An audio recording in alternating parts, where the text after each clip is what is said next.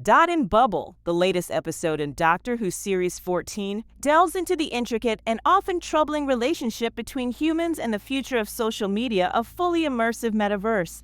I was worried that Russell T Davies may be a bit too old for a metaverse episode, first conceived in 2010. But he delivers a fantastic future, a future that Mark Zuckerberg and the Rabbit R1 Common will for sure try to turn into reality. Inspired more by the thought-provoking narratives of Charlie Brooker's Black Mirror than real-life experiences, this episode offers a darkly satirical take on the postmodern digital age. It not only critiques our codependence on parasocial relationships, but also explores the consequences of living in a self-created bubble, detached from reality.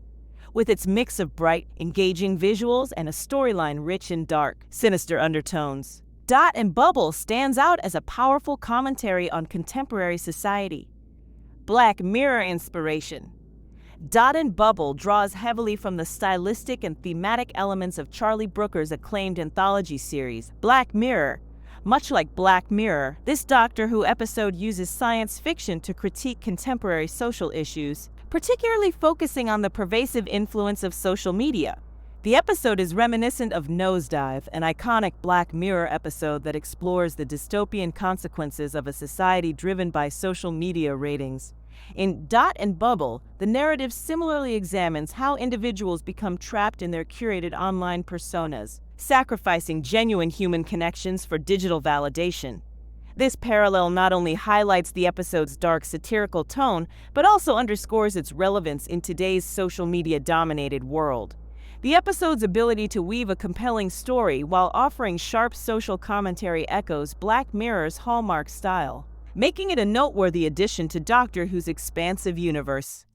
Story and themes. Dot and Bubble presents a compelling narrative that intricately weaves the dangers of social media addiction with the theme of living in self-created bubbles. We visit a far-future gated community of rich, vapid kids who work for 2 hours a day while being systematically eaten by giant slugs. The episode follows one such kid, an increasingly unsympathetic Lindy Pepper-Bean as Ruby, and the Doctor act as remote assistants to guide her out of danger. The storyline captures the comic and sometimes touching consequences of Lindy's full dive into the metaverse. Her first ever hug is such a strangely touching moment, it makes us realize that none of it is her fault, though we never really forgive her actions. More about her actions a little later. The episode's thematic depth is accentuated by its clever use of visual and auditory contrast. Stepford-like pastel colors and upbeat music dominate the scenes, creating a seemingly cheerful and vibrant atmosphere. However, these elements serve as a stark juxtaposition to the underlying dark and sinister narrative, where the superficial brightness masks the protagonist's growing blindness and vulnerability. Character development.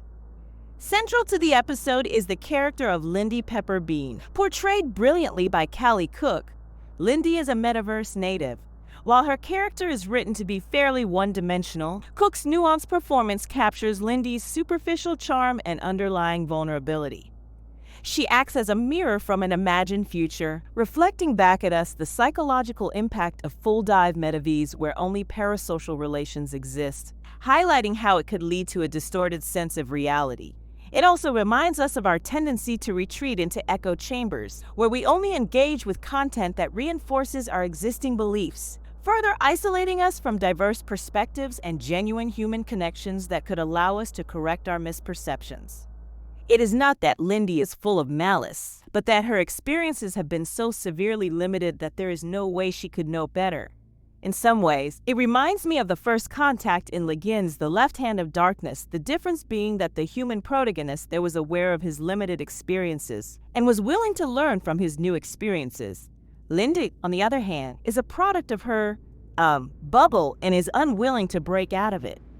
Lindy's interactions, or lack thereof, with other characters further illustrate her break from reality. The episode skillfully uses Lindy's experiences to highlight the broader societal issue of how digital interactions mean we never really know the person on the other end of the relationship. It is true that we only interact with personas, even when having a face-to-face interaction. But the divergence between the persona and the real person is increased manifold in the metaverse or on social media. Just because Albali Ridu speaks to you for hours every day does not mean you know her as a person. Parasocial relationships are far more about manipulating emotional responses than they are about creating meaningful relationships. That side among all these born rich addicts living in fine time, there is one person who seems to have reached here based on his own fame, not his parents' money. Ricky September. He uploads the content to the dot and then shuts it down to read a book or something. How very revolutionary. And he is the biggest social media influencer of fine time. His wonderful song becomes a kind of anthem for Lindy for a short while. Ricky September seems to be the most well-equipped to live in the real world. But sadly, September ends right before the rude awakening of the climax. After all, he is also not one of them, not of the born riches. The doctor's role? Speaking of not being one of them, we knew the doctor's race will come up sooner than later, like their gender had to with the 13th. I guess most of us expect the makers to tackle it in a historical like they did with Martha, and many were surprised when it did not come up in the Beatles episode that would have been easy to do. The showrunners instead made a more difficult choice, make it come up in a futuristic fairy tale. When the twist ending comes, you realize how beautifully it was baked into the episode. The speed with which Lindy blocks the doctor but not Ruby, her inability to recognize him thinking all of them look the same, and her shock at finding out that Ruby and the doctor were in the same room. And her assumption that he is a criminal who has something to do with the slugs. And the banality of it all is what makes it a gut punch. Ncuti Gatwa and Millie Gibson bring their game to the ending, making you feel every bit of the injustice. The final moment when the doctor realizes that these people were never going to let him save them because of their racist beliefs cuts deep. Ncuti Gatwa makes you believe that the doctor is crying for these nincompoops, the stupidity of it all. He is not a human. The discrimination doesn't really affect him. But he is the doctor, and his utter shock and pain at the stupidity of the people he saved is what defines the doctor. The climax was so good that my wife, who typically hates gore, actually wanted to see the gory end those rich kids were gonna get. Now that's saying something, though of course that would have felt too comedic for this tragedy. That said, another Dr. Light episode right after 73 yards feels a bit much. We only have 8 episodes and still have managed to pack in 2 Dr. Light episodes, and with very little explanation for them being Dr. Light. I mean, why is Fine Time deadlocked? That is quite unusual and makes no sense. Also, if the Dots learned to hate the people of Fine Time, what happened on the mother planet? Did the Dots transport the slugs back to the homeworld? That feels too far-fetched even for Doctor Who. Yes, this narrative choice serves to amplify the themes of isolation and vulnerability experienced by Lindy and the other characters. But it also means that we get to spend less time with the Doctor and Ruby this season, and we are yet to form a strong enough parasocial relationship with them for these episodes to leave their full impact. Tonal Shift. Dot and Bubble is notable for its dramatic tonal shift, which becomes particularly evident in the episode's darker, more sinister second half. Initially, the episode presents a seemingly cheerful and vibrant world, dominated by bright colors, peppy music, and Lindy's upbeat demeanor as she navigates her life in the metaverse. However, as the narrative progresses, this veneer of positivity starts to crack, revealing the darker realities lurking beneath.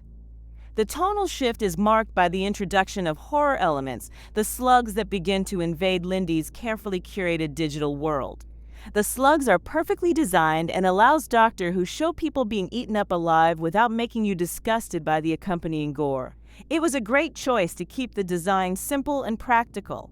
Real models aided by digital touch-ups work so much better than completely CGI monsters. As the horror elements become more pronounced, the comic critique of social media becomes more explicit. The bright colors and upbeat music, once symbols of Lindy's superficial happiness, now serve as ironic counterpoints to the terror and isolation she experiences. The reveal that it is a planet of racists works well as it recontextualizes everything that came before. Russell T. Davies' direction. Russell T. Davies' direction and writing in Dot and Bubble significantly contribute to the episode's success. He is known for his ability to blend sharp social commentary with engaging storytelling. But here the critique of social media is a bit unidimensional. Obviously, he can't achieve in 45 minutes what he did in years and years. But giving us a little more of Ricky September may have made the negative effects of metaverse on Lindy a little more effective. Character development is another strength of Davies' direction. He gives fairly unidimensional Lindy just a couple of subtle moments, and Cooke's brilliant performance makes them work, giving us a character who is both innocent and unforgivable. Her gradual descent into a, emotionless murderer is depicted with a nuanced touch, making her journey both compelling and unsettling. Davies also excels in creating a visually cohesive episode where the tonal shift feels baked into the story. In the hands of lesser storyteller, this could have easily felt Lika a whiplash. Though the plot holes are gradually getting bigger, maybe some of them would be addressed in future episodes. If that does not happen, the episode will feel incomplete on rewatch.